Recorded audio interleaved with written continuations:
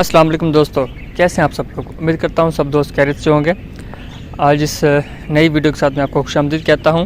और बहुत चर्चा हो रही है आजकल के रास्त आईडी क्या है, इसको कैसे इस्तेमाल किया जाता है, इसका क्या फ़ंक्शन है।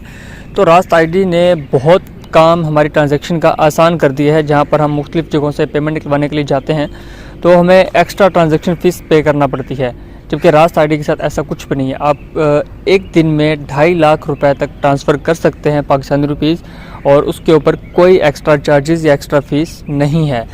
अब दूसरी बात यह है कि रास्त आईडी से हम पेमेंट ट्रांसफ़र कैसे करते हैं। रास्त आईडी के अंदर पेमेंट नहीं होती, ये एक बेसिकली आपको आईडी मिल जाती है आपके मोबाइल नंबर पर, और आप जिस कंपनी के साथ अपनी रास्त आईडी ओपन करते हैं उस कंपनी के साथ। अगर आप अपने जैज़ कैश के ऊपर अपनी रास्त आईडी को ओपन करते हैं तो आपका अकाउंट जो है वो जैज़ कैश के ऊपर लग जाएगा। इजी पैसा से करते हैं तो इजी पैसा के साथ, यू पैसा पे करते हैं तो उसके साथ, इसी तरह जिस भी बैंक अकाउंट के साथ आप अपनी रास्त आईडी को अटैच करते हैं ये उसी के साथ कनेक्ट हो जाती है।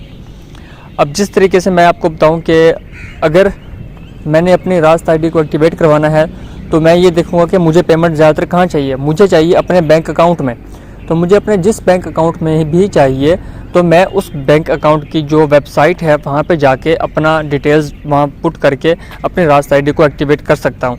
अगर नहीं हो रही तो जस्ट मैं अपनी ब्रांच में जाऊँगा बैंक की, वहाँ जाके मैं उनसे कहूँगा कि मेरे इस अकाउंट के साथ मेरी रास्त आईडी को कनेक्ट कर दें, तो वो आपका मोबाइल नंबर लेकर और वहीं उसी वक्त ऑनलाइन आपकी रास्त आईडी बना देंगे, जो कि बिल्कुल फ्री है, इसके कोई भी एक्स्ट्रा चार्जेस नहीं हैं। तो उसके बाद अब आपको किसी दोस्त से, किसी से भी पेमेंट मंगवानी है जी, एक दिन में आप 2.5 लाख रुपए तक मंगवा सकते हैं जी, मुझे 20,000 रुपये चाहिए। अगर आपको वो किसी और ट्रांजैक्शन के ज़रिए ट्रांजैक्शन करता है, किसी और मेथड के ज़रिए से, तो उसके ऊपर एक्स्ट्रा फीस और एक्स्ट्रा चार्जेस लग जाते हैं।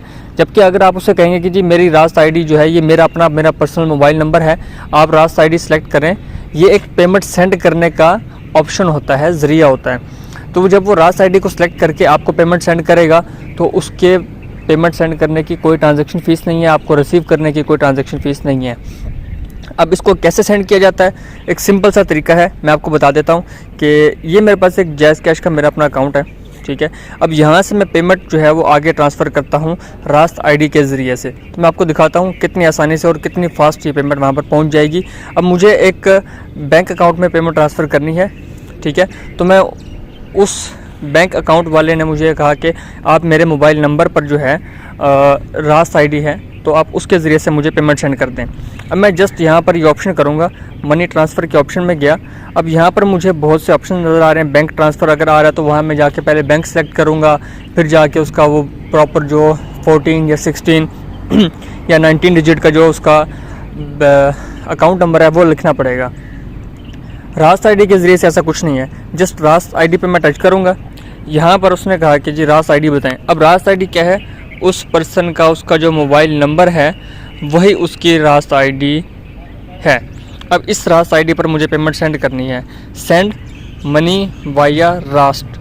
अब रास्ट के ज़रिए से मैं इसको सेलेक्ट करूँगा, यहाँ मैं पेमेंट लिखता हूँ जी 100 रुपीज़ है, सेंड किया, मिसलेनियस पेमेंट आउट। अब यहाँ पर वो कहता है जी फ़ोन नंबर बताएं जिसके ऊपर आपको मैसेज जाएगा, वो भी मैंने यहाँ पर लिख दिया, कंटिन्यू किया। अब उसने ऑटोमेटिकली उस रास्त आईडी के साथ जो भी अकाउंट कनेक्टेड है उसके कुछ डिजिट्स बता दिए हैं, ठीक है। साथ में बैंक भी बता दिया कि किस बैंक के साथ ये रास्त आईडी कनेक्टेड है। तो जस्ट मैंने यहाँ पर जाके इसको कंफर्म करना है, पासवर्ड लगाना है, और ये पेमेंट जो है उस पर्सन को ट्रांसफ़र हो चुकी है। तो ये एक सिंपल सा, इतना आसान सा मेथड है। तो इसके ज़रिए से आप एक दिन में 2.5 लाख रुपए तक की पेमेंट भी सेंड कर सकते हैं। इस तरह पेमेंट सेंड करने में अगर आपको कोई इशू आता है, किसी चीज़ की समझ नहीं लगती, आप कमेंट्स में मुझसे पूछ सकते हैं। बाकी ये वीडियो आपको कैसी लगी, आपके लिए हेल्पफुल रही या नहीं, मुझे अपने कमेंट्स में जो है वो ज़रूर आगाह कीजिएगा। आपके फ़ीडबैक का मैं इंतज़ार करूँगा। मिलते हैं नेक्स्ट वीडियो में, अब तक अपना बहुत ख्याल रखिएगा। अल्लाह हाफिज़।